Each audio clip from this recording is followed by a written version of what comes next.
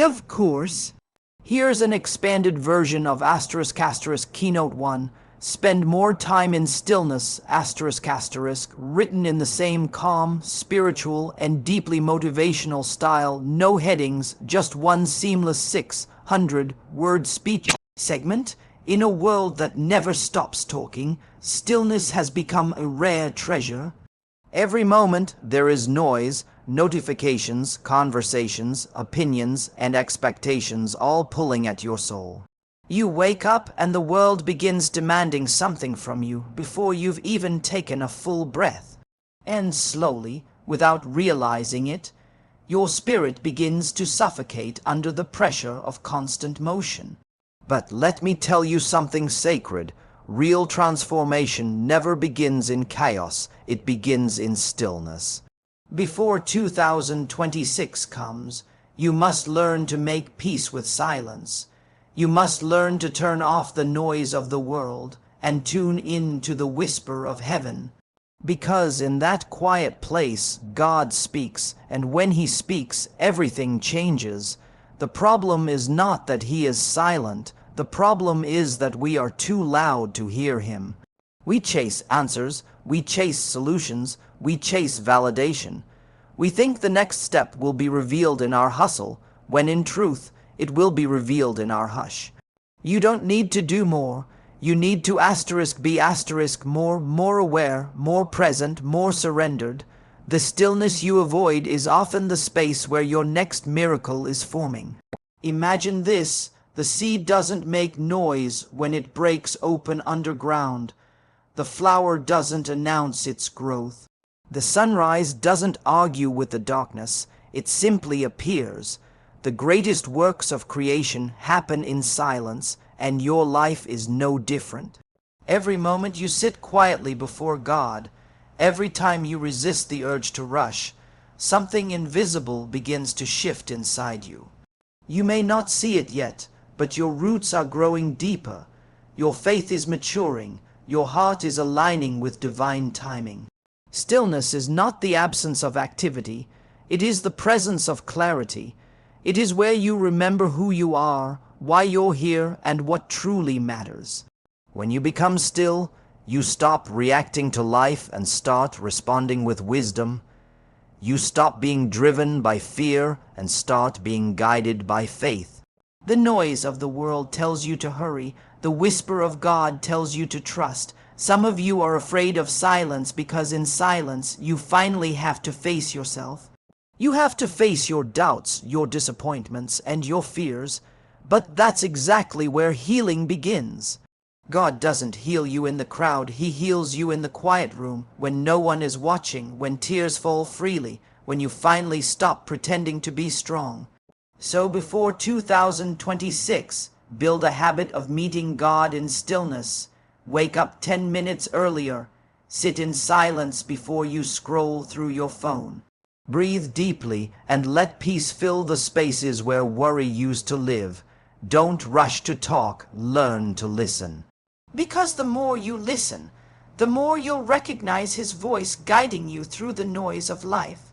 Stillness teaches you that you are not in control, and that's okay. You don't have to manipulate outcomes or chase after what's already yours.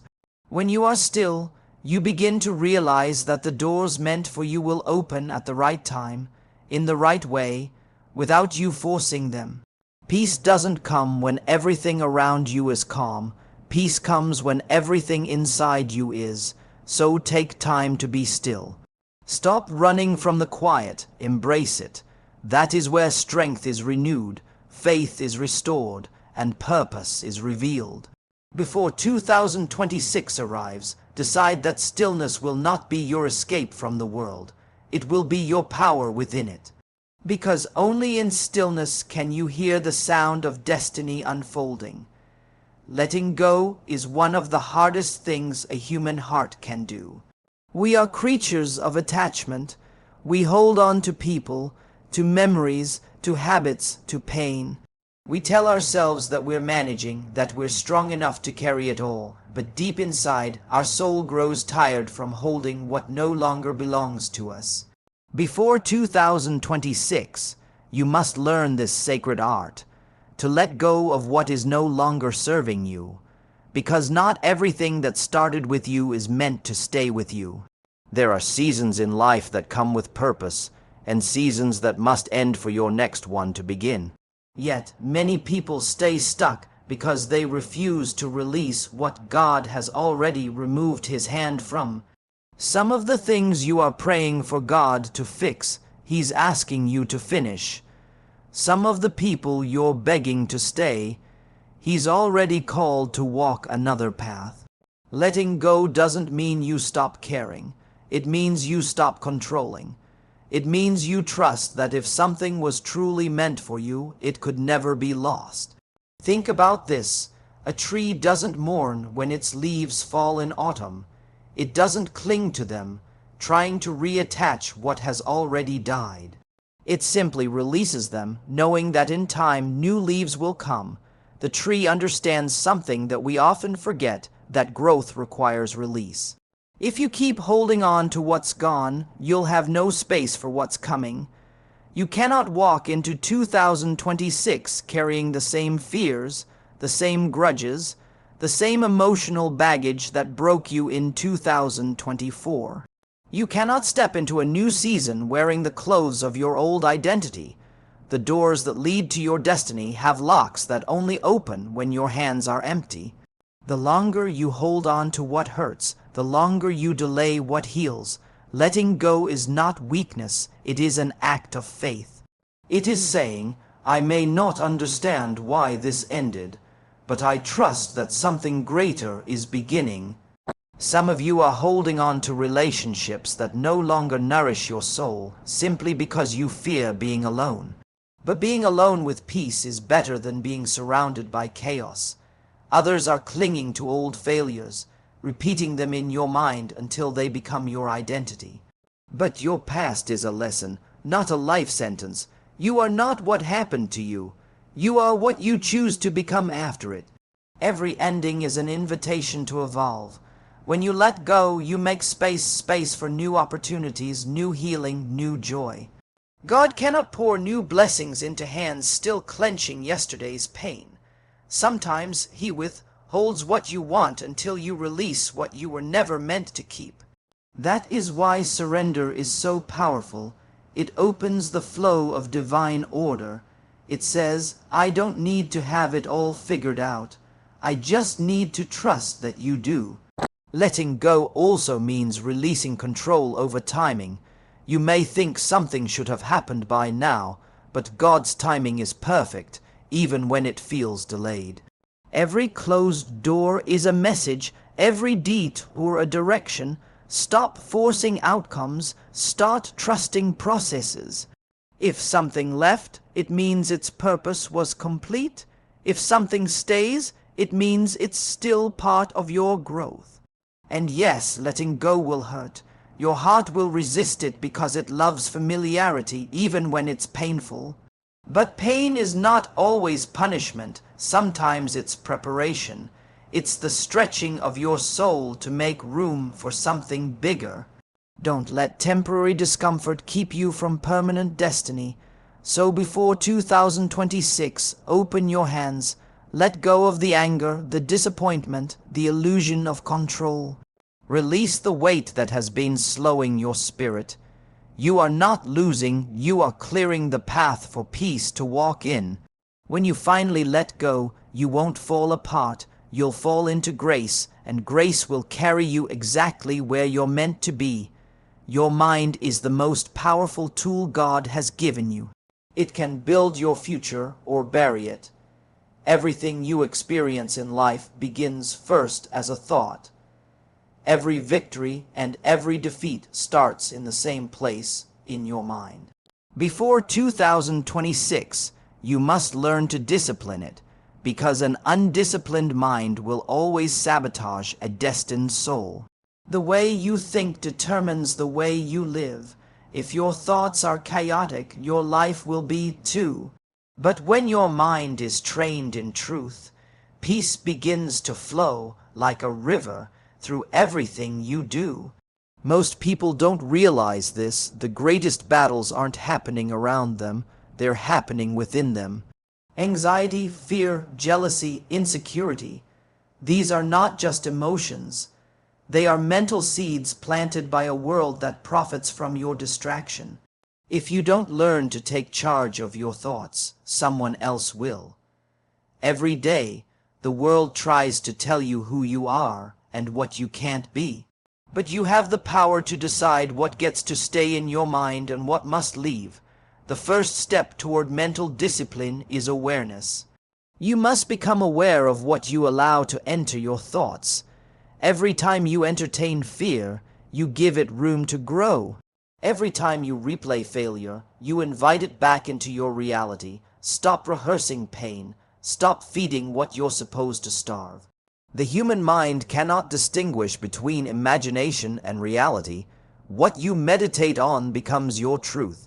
That's why the most dangerous place to live is not in a bad neighborhood, but in a negative mindset. Discipline begins when you start filtering what you allow to shape your inner world. Guard your mind like the gate to a sacred temple. Not every voice deserves an audience. Not every thought deserves attention. When fear whispers, answer with faith. When doubt arises, declare truth. When discouragement comes, remind yourself of how far you've already come. The key to transformation is repetition, not of fear, but of faith. Speak life over yourself until your mind begins to believe it. Your life will always follow the direction of your strongest thoughts. If you constantly say, "I can't," "I'm not enough," "it's too late," then your actions will bow to those lies. But if you start saying, "I can," "I will," "I am growing," then your reality will begin to bend toward that truth. The mind is like a garden. What you plant today will grow tomorrow. If you sow peace, you will harvest calm. If you sow faith, you will harvest confidence. If you sow doubt, you will reap delay. Choose your seeds wisely. There will be moments when your thoughts try to pull you back into old patterns, the same fears, the same negative voices that once ruled you. Don't fight them with panic. Replace them with purpose. Create mental habits that build strength. Meditate on gratitude. Read something uplifting. Speak affirmations over your life every morning. Feed your mind what you want your life to reflect.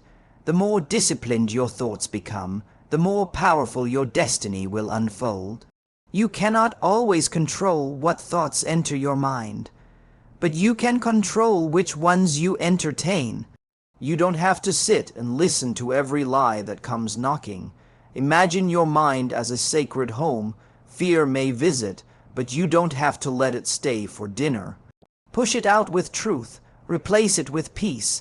The mind is renewed daily, not by ignoring negativity, but by choosing what deserves your focus. So before 2026, make this your vow. I will no longer let my mind wander wherever it wants. I will train it to think in alignment with purpose. I will not feed doubt. I will feed faith.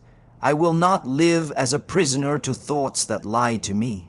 I will become the guardian of my mind, the steward of my peace, and the master of my inner world. Because when your mind is disciplined, your life becomes unstoppable. The world outside no longer controls you, because victory has already been won within you. Your words are not ordinary. Every syllable you speak carries energy, shaping the atmosphere around you. Long before anything becomes visible, it begins in language. What you say over your life creates the boundaries of what you can experience. Many people pray for change but speak against it every day without realizing it. They say they want peace, but their mouth releases worry. They say they want success, but they declare limitation. If you truly want to change your life before 2026, you must learn the sacred power of your tongue to speak life, not death, over your future. Your voice is an instrument of creation. When you speak with conviction, heaven listens. The universe aligns itself with your declaration. But if you constantly speak words of fear, doubt, or self-criticism, you build invisible walls around your destiny. Life and death are in the power of the tongue, not just physical life and death, but the life or death of dreams, of relationships, of purpose. The mouth reveals what the mind believes. That's why it's not enough to think positive. You must also speak faith aloud until your spirit starts to believe what your mouth declares. Words have memory. Every time you repeat something, you engrave it deeper into your heart. When you keep saying, "I'm not good enough," your soul begins to shrink. But when you say, "I am growing, I am learning, I am strong," your spirit expands. You start to walk differently because your words become a prophecy. You are not just talking about your future, you are creating it. Speak what you want to see, not what you fear might happen.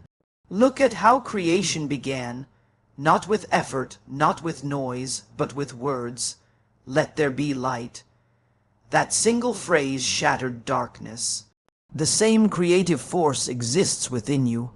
Every day, your words are forming something, either light or shadow.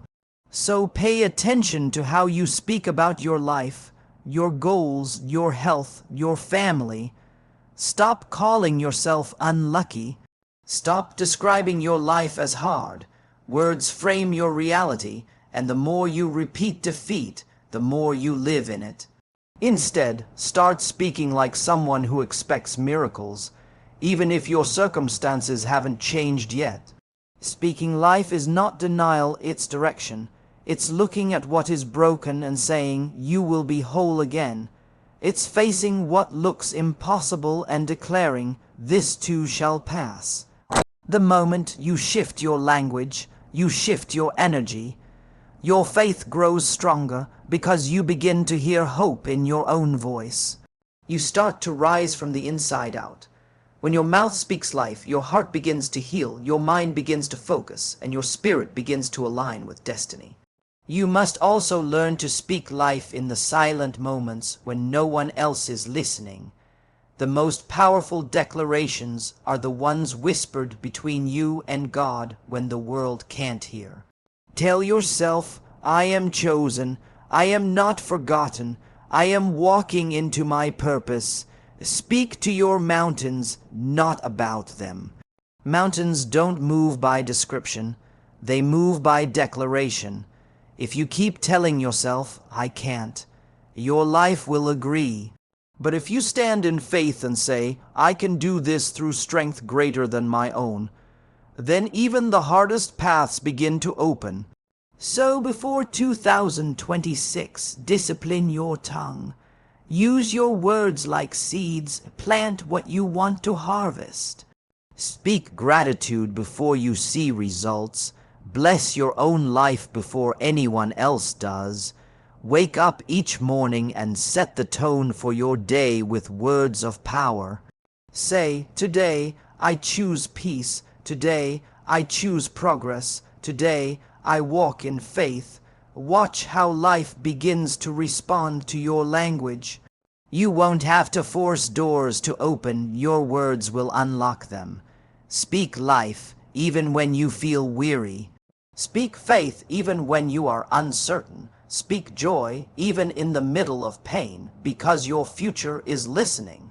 Every word is building the world you're about to walk into. Speak as if it's already done, and soon it will be. Service is the language of love that heaven understands best. When you give from the heart, without seeking praise or recognition, you align yourself with the divine rhythm of life. Before 2026, you must learn this truth. What you make happen for others, God will make happen for you. Serving others without expectation is not about charity, it's about character. It's about becoming a vessel through which grace flows freely, not to be admired, but to make a difference. So many people want to be great, but few are willing to serve. They chase titles, status, and validation, believing those things define success. But in the eyes of eternity, greatness has never been measured by what you achieve for yourself. It's measured by what you give to others. When you live with open hands, heaven fills them. When you live to bless others, blessings chase you. The universe responds to generosity, not in loud, dramatic ways, but in quiet, miraculous circles that always return what you release. To serve without expectation means you don't keep score. You don't do good only when it's convenient or visible. You don't love only when it's appreciated. You serve because it's who you are, because kindness is your nature, not your strategy. Every time you encourage someone who has lost hope, you become the light they prayed for. Every time you forgive someone who hurt you, you reflect divine mercy. Every time you give your time, your care, your listening ear, you're planting invisible seeds that one day bloom into blessings, sometimes in your own life, sometimes in someone else's. There will be times when your service goes unnoticed. You'll give and no one will thank you. You'll help and no one will return the favor. But don't let that harden your heart. The reward for serving doesn't always come from people, it comes from peace. The peace of knowing you made the world softer for someone else, even if just for a moment. The quiet joy of knowing you chose love when it wasn't easy. That peace is priceless. It's something applause can never buy. When you serve, you shift your focus from self to soul. You stop asking, "What can I get?" and start asking, "What can I give?" And that shift changes everything. It heals your ego, strengthens your spirit, and opens doors you didn't even know existed. Because the truth is, when you take care of others, God takes care of you. He multiplies what you give away. You might think you're losing something by serving, but you're actually being positioned for increase. The world of the generous gets larger and larger, while the world of the selfish gets smaller and smaller. Service is not about grand gestures. It's found in small, quiet acts, a smile to a stranger, a word of encouragement to a weary friend, a moment of listening when everyone else is too busy to care. These little things carry eternal weight. They ripple through time in ways you may never see. Sometimes the kindness you show today becomes the miracle someone remembers years from now. Before 2026, make it your goal to live as a servant of purpose. Ask yourself each morning, who can I bless today? Serve not to be seen, but to reflect love. Don't wait for perfect conditions. Love doesn't wait for comfort. It shows up even when it's inconvenient. True service often costs something. Your time, your energy, your pride. But what you give never goes unnoticed in heaven's eyes. Every act of compassion is recorded in eternity. So serve freely, give quietly, love deeply, expect nothing in return, and watch how peace begins to overflow in your life. Because when you bless others, you become the channel through which blessings flow. You are not losing when you give. You are participating in the divine exchange that sustains the world. The greatest joy you'll ever know will not come from what you possess, but from what you've poured out. Live as a giver, not a taker. For the hands that serve in secret are the ones heaven rewards in silence. Your spirit is the home of your peace, the core of your strength, the quiet place where God whispers direction into your soul. Yet in a noisy and chaotic world, your spirit is constantly under attack. Negativity seeps in through conversations, media, comparison, and fear. It doesn't always shout. Sometimes it seeps quietly, one discouraging thought at a time, until you wake up feeling heavy and distant from who you truly are. Before 2026, you must learn how to guard your spirit fiercely, not with walls of pride, but with boundaries of wisdom. Protecting your spirit is not selfishness, it is stewardship. You cannot pour light into others if your own flame is dimmed by darkness. The truth is, not everyone and not everything deserves access to your peace. Some people bring sunshine into your life, others bring storms. It's not unkind to recognize the difference, it's wisdom. You can love people and still create distance from their chaos. You can forgive them and still refuse to let their energy control your atmosphere. The moment you start valuing your peace, you'll stop apologizing for protecting it. Peace is not the absence of problems, it is the presence of God in the midst of them. And to keep that presence strong, you must be intentional about what you allow to reach your heart. Start by being mindful of the voices you listen to. Every conversation either nourishes or drains you. When you spend time with people who gossip, complain, or constantly focus on what's wrong, you begin to absorb that energy. Negativity is contagious, but so is peace. Choose your company wisely. Surround yourself with people who lift your spirit, who remind you of your worth, who challenge you to grow in love rather than drown in bitterness. If you walk with the wise, you become wise. If you walk with the weary, you inherit their weariness. Choose environments that make your soul lighter, not heavier. Protecting your spirit also means guarding what you consume. The content you read, the music you play, the shows you watch, all of it is food for your soul. You can't feed your mind with constant conflict and expect to feel calm. Be selective. Fill your space with beauty, truth, and gratitude. Listen to words that build faith. Watch things that bring hope.